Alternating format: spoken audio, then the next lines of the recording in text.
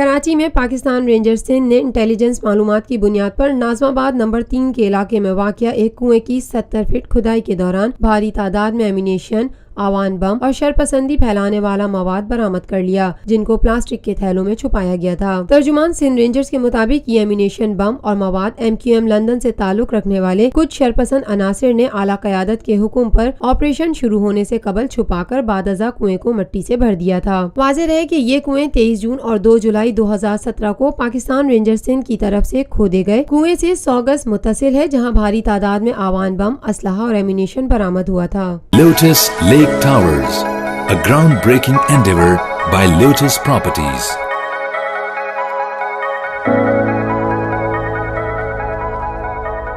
पाकिस्तान भर में नुमाइंदगान का वसी नेटवर्क। हर खबर जानने के लिए देखते रहिए TNN TV।